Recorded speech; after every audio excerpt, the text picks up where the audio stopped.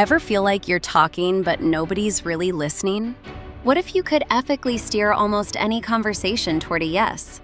Stick around, because you're about to learn 6 scientifically backed secrets from the godfather of influence himself, Dr. Robert Cialdini, that will completely change how you persuade, negotiate, and connect with people. Look, we've all been there. You're making a fantastic point, but it's just not landing. You're trying to close a deal, convince your friends to try that new taco spot, or get your team excited about a new project, and you're just met with a wall of nope. It's frustrating, and frankly, it can make you feel invisible. But what if I told you that persuasion isn't some magical art form? It's a science, and for decades, Dr. Robert Cialdini has been the leading mind in that science. His book, Influence: The Psychology of Persuasion, blew the doors off our understanding of why people say yes. He uncovered 6 universal principles that, once you get them, will make you dramatically more effective in pretty much any situation. And let's be clear, this isn't about manipulation. It's about building genuine trust by understanding what makes people tick. By the end of this video, you'll have a clear playbook for each of Cialdini's 6 principles, packed with real-world examples you can start using today. We're going to break down reciprocity, commitment and consistency, social proof, authority, liking, and scarcity. Let's get into it. Science section first, the principle of reciprocity. First up is the powerhouse, reciprocity. At its heart, the rule is simple. People feel like they have to give back what they get. Think about it. A friend invites you to a party, and you immediately feel that little mental note. Gotta invite them to my next thing. A coworker saves you on a tight deadline, and you think, I owe you one. This isn't just being polite. It's a fundamental human instinct that keeps societies cooperative. In business, this is the whole idea behind free samples. When a company gives you a little something, they're not just hoping you like the taste. They're activating your subconscious need to give something back. A famous study in restaurants found that when waiters gave diners 1 mint with the bill, tips went up by about 3%. But when they gave 2 mints, tips didn't just double, they shot up by 14%. So how do you use this without being sleazy? Be the first to give real value. If you're negotiating, make a small concession first to encourage the other side to do the same. In your relationships, offer a genuine compliment, share some helpful information, or just listen with your full attention. The secret is to give first in a way that's authentic, unexpected, and personalized. You're not just giving to get. You're starting a positive cycle that builds real trust. Section 2, the principle of commitment and consistency. Ever notice how once you agree to something, you feel this powerful urge to see it through? That's commitment and consistency in action. We are hardwired to be, and to be seen as, consistent. Once we take a stand, we feel this pressure to act in line with that commitment. It's all about our self-image. A wild study proved this perfectly. Researchers went door to door and asked people to put a tiny 3-inch "Be a Safe Driver" sticker in their window. Almost everyone said yes. A few weeks later, a different person asked those same homeowners to put a massive, ugly "Drive Carefully" sign on their front lawn. An incredible 76% of the people who took the tiny sticker agreed to the huge sign. For a new group of people who were only asked about the big sign, just 17% agreed. That tiny first step changed how they saw themselves, and they acted consistently with that new identity. You can use this by starting ridiculously small. Want to start going to the gym? Just commit to putting on your workout clothes every morning. That tiny act makes the bigger act, actually going, so much more likely. In sales, this is the classic foot in the door technique. Ask a potential customer for something small, like signing up for a newsletter, and they'll be far more open to a bigger ask, like a purchase later on. Just remember, the most powerful commitments are active, public, and feel voluntary. Section 3, the principle of social proof. You're in a new city, you're hungry, and you see 2 restaurants.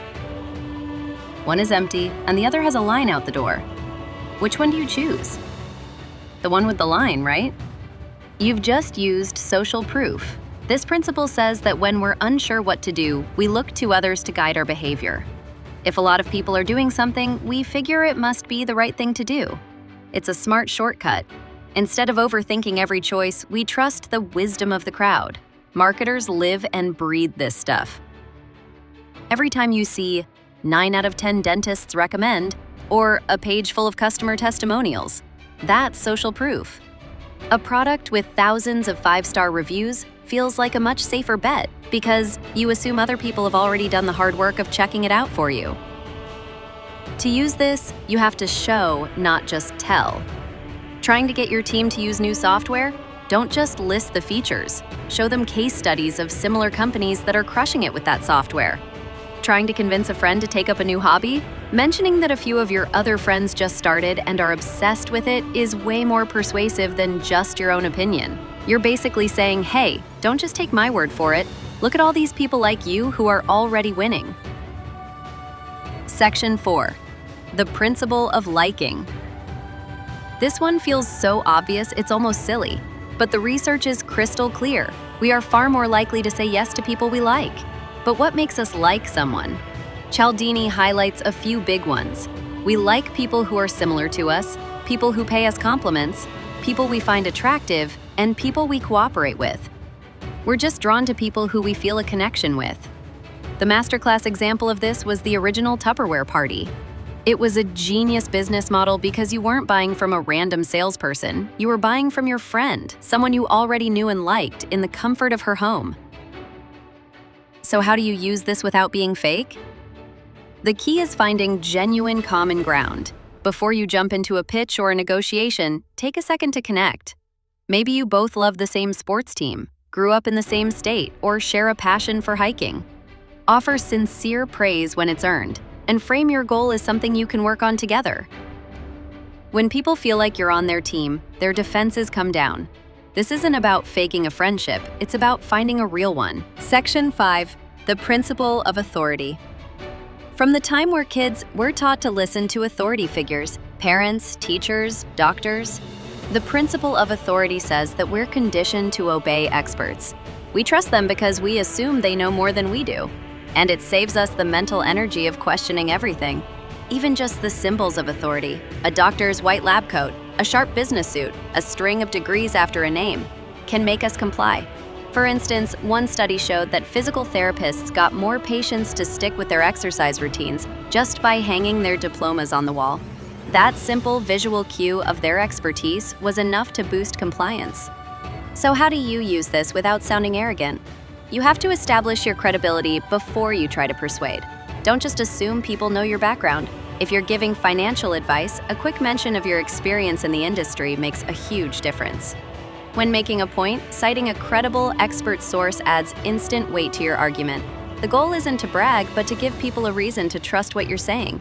When they see you as a credible authority, they're much more likely to follow your lead. Section 6. The principle of scarcity. And finally, we have scarcity. This principle says that we see things as more valuable when they are less available. The fear of missing out, FOMO, is a beast of a motivator. When we think something is running out, we want it more. This is why limited time offers, exclusive deals, and only 2 left in stock alerts work so well. They trigger a sense of urgency that forces us to act now. A simple experiment showed this beautifully. Researchers gave people cookies from a jar. When the jar had 10 cookies in it, people didn't rate them as highly. But when the jar only had 2 cookies, people rated them as far more desirable. The cookies didn't change, but their scarcity made them seem more valuable. In your own world, you can use this by highlighting what is unique or exclusive about what you're offering. Think, this offer is only for our longtime clients, or there are only 3 spots left in this workshop. Even phrasing a plan as a rare opportunity works. I have 2 tickets for this sold-out show on Friday. It's our only chance to go is way more powerful than, want to go to a show Friday? Just one warning, the scarcity has to be real. If people find out you're faking it, you'll lose all trust. Used honestly, it's a great way to help people get off the fence. So there you have it, 6 powerful, proven principles of persuasion. From the give and take of reciprocity to the urgency of scarcity, you now have the tools to become a more effective and ethical influencer. Now I have a question for you. Which one of these are you excited to try out first? Are you going to build some goodwill with reciprocity, or maybe use a little social proof in your next big presentation? Drop a comment below and let me know. I'd love to hear your game plan. Conclusion. So, to wrap it all up, we covered 1. Reciprocity, the drive to give back what you've received. 2. Commitment and consistency, the need to act in line with our past decisions. 3. Social proof, the instinct to follow the lead of others like us. 4. Liking, the simple fact that we say yes to people we like. 5. Authority, our tendency to follow the lead of credible experts. 6. Scarcity, the more limited something is, the more we want it. Remember, the point of learning these isn't to trick people. It's to build stronger connections, create real trust, and just communicate better. Real influence is about creating win-wins, where everyone feels great about the outcome.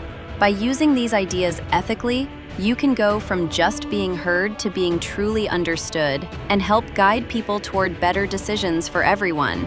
If you found this helpful and want more guides on the psychology of success, do me a favor and hit that like button and subscribe so you don't miss what's next. Thanks for watching.